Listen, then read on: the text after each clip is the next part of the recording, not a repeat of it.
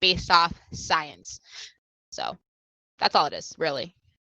That's why they're better at scalability, and in the long run, if Ethereum doesn't solve their issue of, being built on top of, Cardano would, stomp them, because they have or they are working on an issue to solve that. One, two, they've figured out how to scale past Ethereum's blockchain already as is. So it's like, two birds in one stone.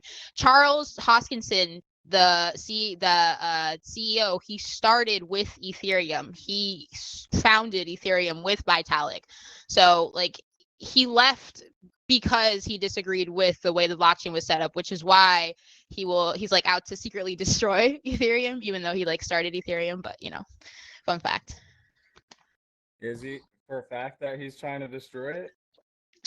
Well, the best man wins, like right now Bitcoin is king of the hill, but like, in the future, who's to say someone else is not king of the hill? You're Second right, in line is Ethereum. Who's third in line? Technically XRP, but people feel wary about XRP. XRP is here and there. Some people are with it, some people aren't. It's more for banks. It's not for you and me. It's for, it's to get rid of the SWIFT system that we currently have with our banking, with the Nostro Vostro, like to get rid of the wiring and those fees. It's for that. It's not for consumers. So I don't know, interesting thoughts, interesting things. There are interesting things happening in the space. All right, we are good to go for the live stream. I am going to hit the live button. Who's going to go ahead and introduce us? I'll do it today. Oh, you can do it. All right, I got Make it. up your mind. No, I'm doing it then. Hi, everybody. Welcome to the Futures Podcast. This is Blockchain Universe. My name's Jerome. I'm here with Annalise and then Brian from Block the Central. We come together every Tuesday to talk to you guys about what's going on now and in the future with blockchain and gaming. There's a lot going on in this space right now, so let's go ahead and hash it out. Annalise, what have you seen across the space this week? So like we were talking earlier before we started the stream, most things that have been news related across the space. One, did you hear that they found the kids that hacked Twitter and stole all that Bitcoin from people? Did you hear about that? One of them is 17-year-old here in Florida, here in my state of Florida. Another one was like 19 out of the UK, and there was one more other one that I don't remember where they were, but they were 3 kids, and it makes me think like, wow, like how did I not learn ever how to like, hack something? Like there's children out here, robbing people's money on the internet, but as a kid, I never thought of, oh, let me learn how to hack. I thought of, let me go climb a tree, So I don't know, it's mind blowing to me that kids are out here really doing this kind of level stuff. And that's not I'm pretty sure there was another kid here in Florida as well not too long ago who was caught up in another Bitcoin scam. I think he was like 18, fresh adult, like these are young people. So interesting. There's also this thing, scammer rap. Scammer rap has become a new trend. So there's people who are teaching anyone who listens to this scammer rap music about like how to scam online with Bitcoin and you do all this stuff. Like it's crazy times we're living in. What a time to be alive. I know, right? Other than that, yeah, just a lot of price movement in the market. I've had gains from Bitcoin. I tried staking recently this week. I've never staked before. I know a lot about staking, but if anyone's interested in staking, that's basically kind of let's say putting your cryptocurrency aside to gain interest. So instead of you spending it or trading it, it'll gain interest wherever it's being staked. I actually can I jump in on that? I yeah, sure, go. To Shootem yesterday. I asked him for a great example for new people in the space that doesn't understand the difference between proof of work and proof of stake. What would be the best way to summarize it for newbies? And basically, we came down to cryptocurrencies like Bitcoin that are proof of work are mining, just like mining gold, and that's your computer that's generating the output and is doing all the work into for crypto mining, whereas with proof of stake, it's similar to a bank, but you're allowing your investments into Bitcoin or any of these other cryptocurrencies like Ethereum, Qtum to be able to be staked and build interest, like you're saying. Oh, interesting. And that's what on Qtum is on their platform. Is that how that works? That was just an overall example of what I was trying to find out for like the best way to describe to newbies about the difference between proof of work versus the proof of stake, because a lot of people Proof of work still don't versus proof of really stake. Yeah, understand okay. the difference. Yeah, I mean, so here's the thing, right? So the people like you and me who are a little more tech savvy, and we care about, the technology that the blockchain is built on. We care about that stuff. But like, someone who's just getting into the beginning of, trading or just finding out about cryptocurrencies. This is why we need to when it comes to adoptability, I'm currently taking a blockchain course that kind of explains blockchain from a professional level. It's from UC Berkeley. I know a lot of stuff that I picked up from the internet and conferences I've gone to. I've learned a lot of, I guess, informal education, but I never said, all right, let me see what they're, teaching the kids in school these days. So I went ahead and signed up for a course. And a lot of people don't understand the, like when you get an app, you don't care about the code. You just care that it works. If you go on Instagram, you care if it uploads a picture. A lot of people don't care about, whether it's proof of stake, proof of work, proof of this, proof of that. They don't understand it. That's something that's for more of a developer standpoint or someone who cares about those different things. But it's important. And that's the thing, it's a little difficult to get into some of those, altcoins, because a lot of those altcoins, those are important things to know to make sure it's something that's sustainable for the future, which is why a lot of people don't like cryptocurrencies.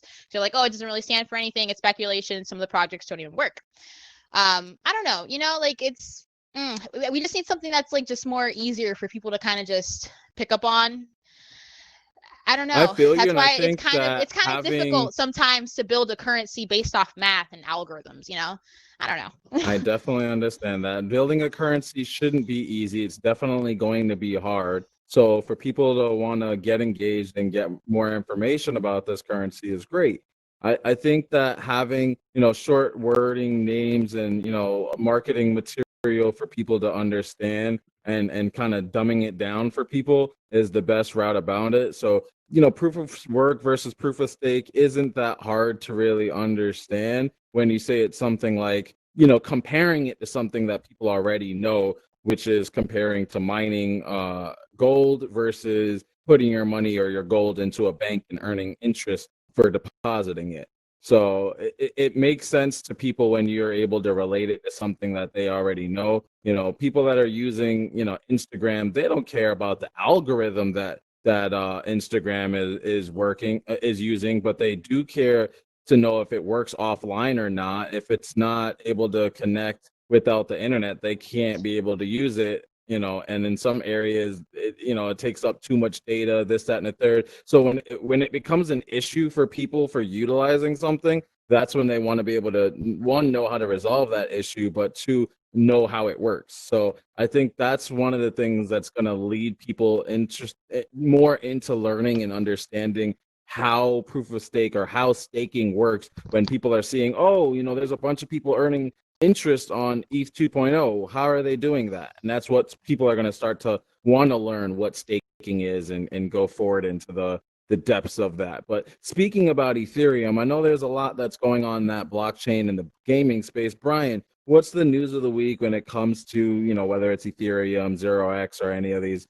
different blockchain gaming platforms?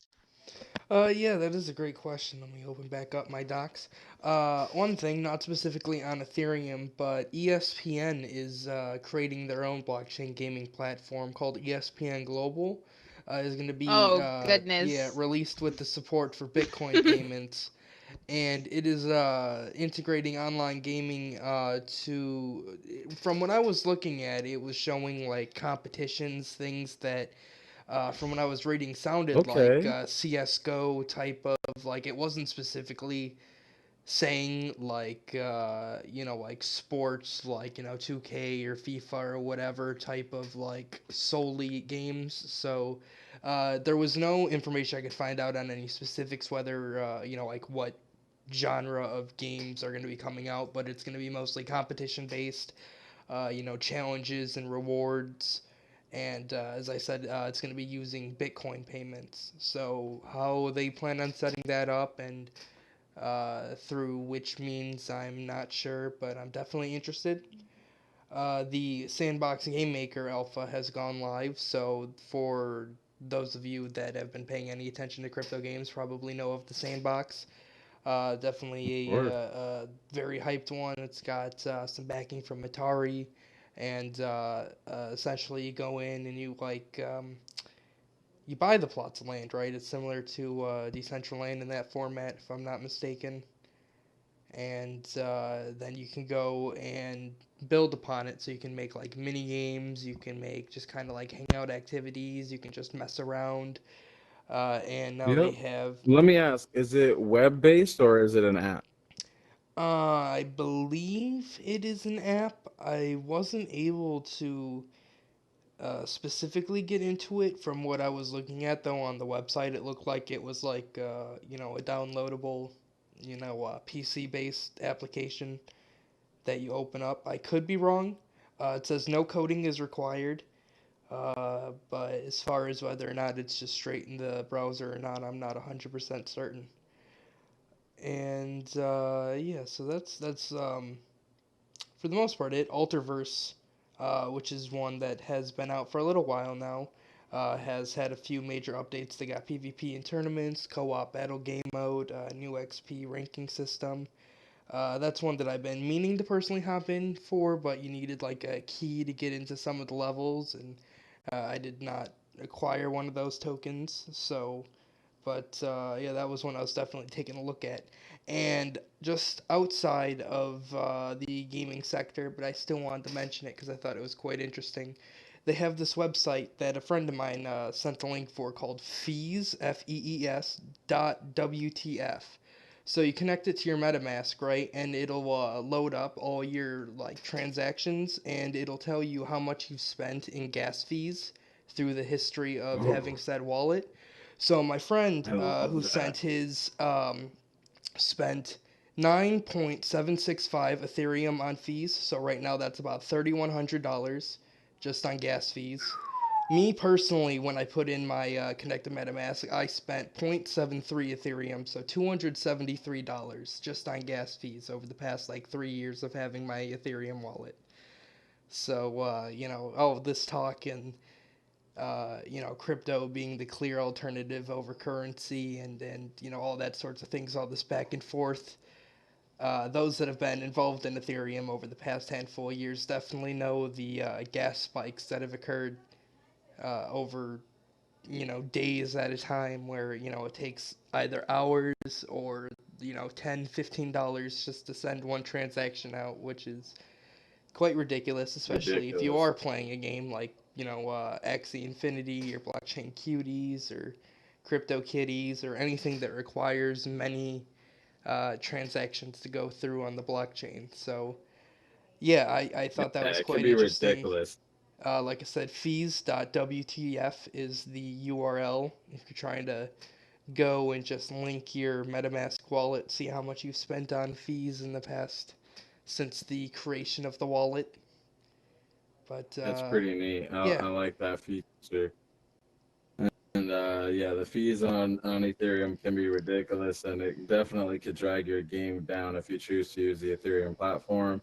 I remember I tried to play Ethereum on as the first blockchain game I tried to play, and it was ridiculous because we had to wait at least 45 minutes for me to make the first move because we had to wait for it to cross three blockchains. Which is crazy. You need a lightning fast system if you're gonna have transactions built on the back end. So yeah, it's interesting to see what's going on now with games like Light Night, which is going to be built on the Bitcoin Lightning network. And I think I've seen some Lightning networks for Ethereum, which I think that's interesting as well. But yeah, so aside from Yeah. blockchain games and everything else that's been happening in blockchain and all the amount of gains that we got going on, I'll bring up some of the stuff that's going on in the VR and cloud gaming news in terms of, yeah, man, in terms of VR, we got some moves going on right now. Microsoft made their first move in VR. They've been really anti-VR, but I don't like the move that Microsoft made with making Wait, did you the just say new Microsoft has been VR? Technically, we're in our Microsoft platform kind of right now. No? Yeah, they bought Outspace, but you don't see them really Don't they making have VR the headsets or Windows making mixed reality? mixed Don't they have the mixed reality. reality? Yeah. Is Yeah. that not a thing? So it's not the same as specifically being VR.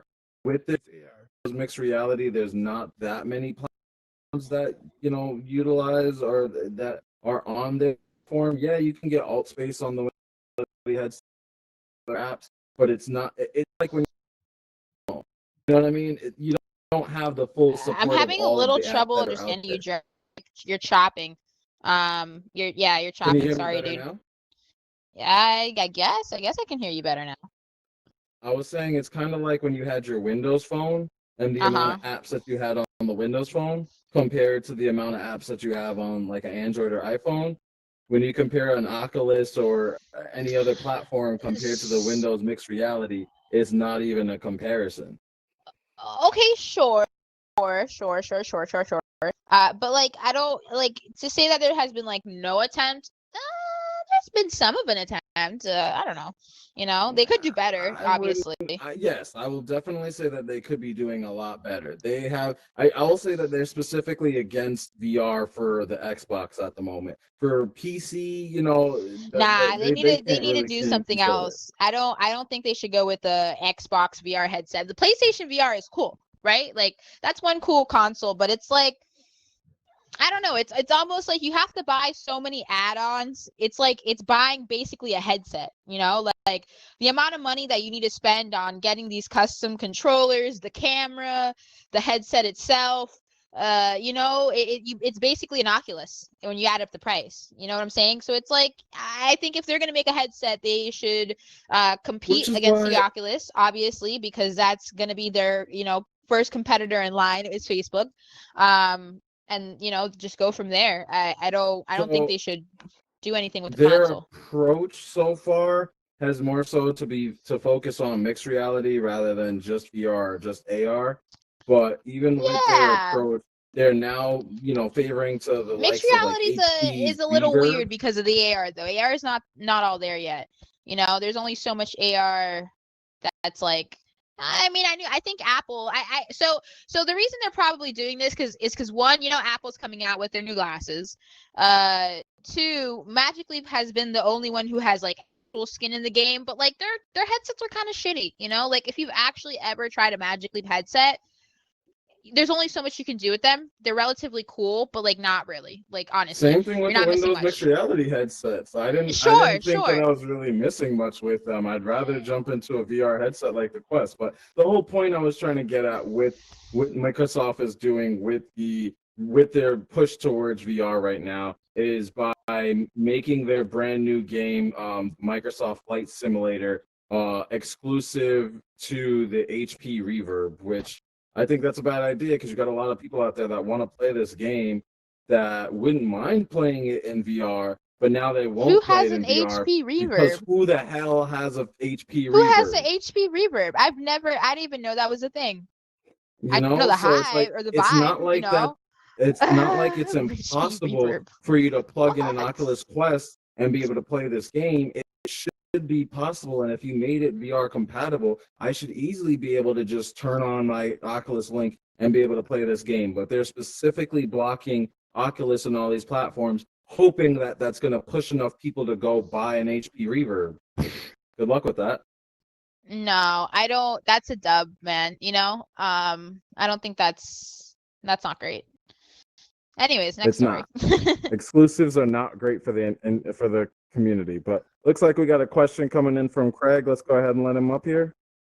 Okay, so my question is back to the host. She mentioned. Can you hear me? Yeah, we can hear you. Oh, okay. I just have to make sure. I wanted to know, you were talking about doing, I think, a course at University of Berkeley. Yeah, I'm doing a blockchain course right now with Professor Greg LeBlanc. He's a law professor and blockchain professor at the University of Berkeley. It's a $2,000 course. What's the duration of your course, and what's the cost? So the course that I'm doing, so I applied for a scholarship to get the course, and I actually got it for free because I was approved for the scholarship. It's a $2,000 course. It competes with the course that MIT offers, which is about $250. Okay. 2,500. Okay. I would say I got it off the blockchaincenter.com website, blockchaincenter.com. Okay. Try to apply for a scholarship if you get it. If not, you're looking at a $2,000 cost.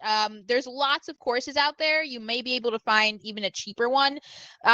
What I've been doing is kind of just like, I made a video last week because I told people I would go over it and kind of like, talk a little bit about what I've learned so far. And so far in the course, it starts off with talking about money. And okay. What is money? What is the concept of money? It gives you the, scientific and technical definition of how money came to be, how we run as a business, as an economy, okay. How money makes sense, how it needs to be a store of value, divisible, a utility, how it actually can be successful, the difference between commodities, anything you can think of, sovereignties, how the government okay. Generates interest, all that kind of stuff. Module 2 of the course, which is where I'm at now, it starts going more into the actual application of blockchain and how blockchain is different in how it is integrated into Bitcoin, and how that can be, now used, or it takes the money concept and adds it to that, basically, like how Bitcoin can be used as money and how blockchain works as a technological form of money. So it talks about mining, it talks about, how the blockchain ecosystem works when it comes to miner transactions, okay. All that kind of stuff. Module 3, actually, I can pull it up and see what it has there. I'm not there yet, but it's going to be what I'm getting into next week. It's 6 modules in total. It's about a 6-week course. There's a lot of good readings. What they do is they take of different books, and they add it into the course. So there's been a lot of books that I've kind of read pieces and parts of that they've kind of chopped up, that are also available out there that you can read, and it kind of explains some of these things. But it's kind of everything kind of just compiled. Sorry, I'm just looking on my website trying to pull up the next one. Here we go.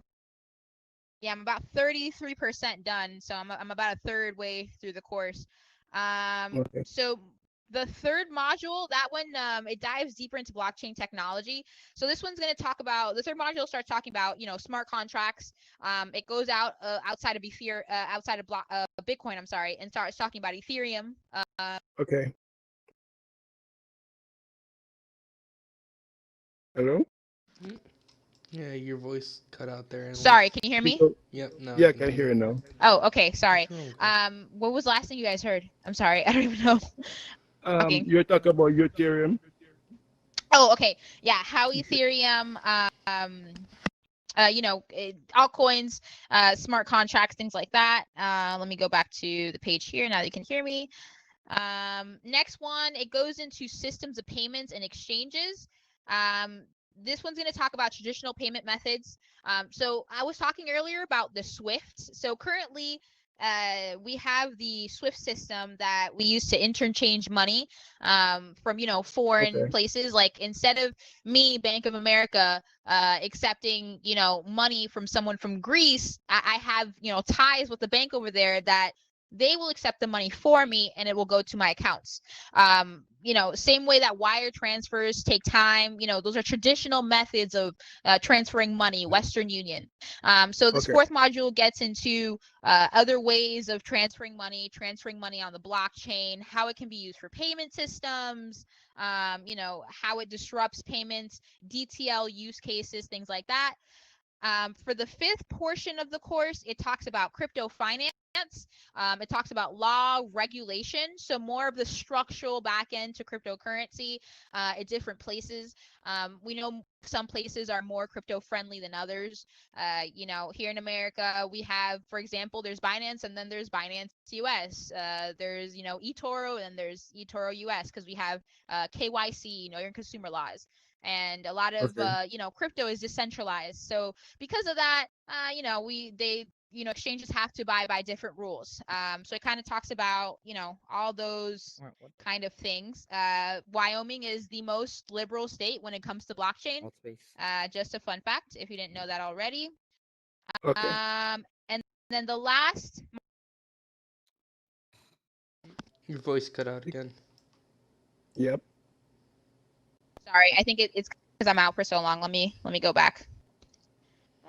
Okay, so course 6 or module 6, it talks about distributed ledgers, smart contracts, supply chain, different ways of using cryptocurrency. Again, how there's legal consideration, supply chain applications, self-enforcement of the blockchain, credibility, things like that.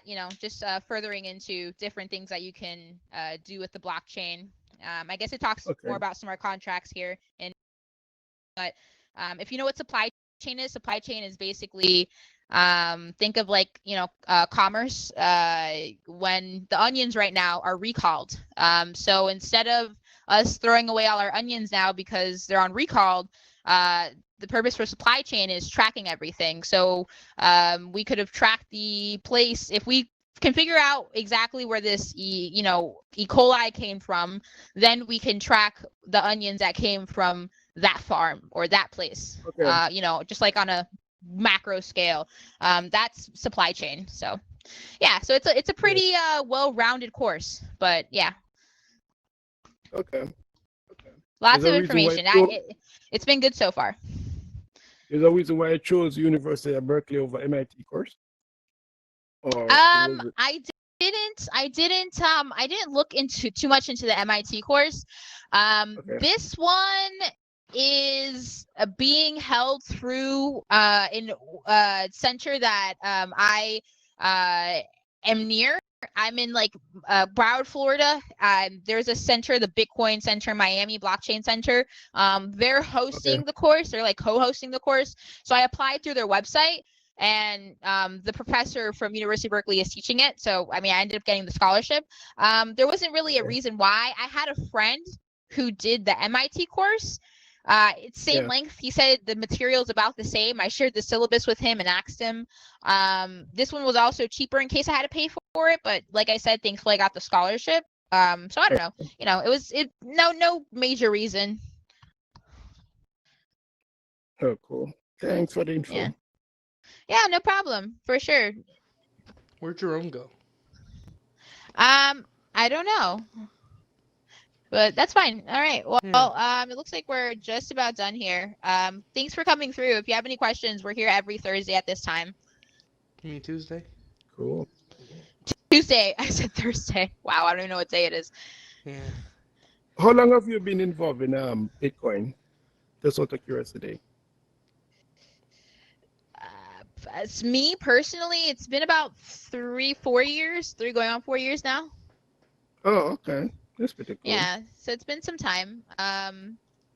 Yeah, some of my partner here, he was here, Jerome, the other guy that was here with us. He got into Bitcoin or heard about cryptocurrency in 2011.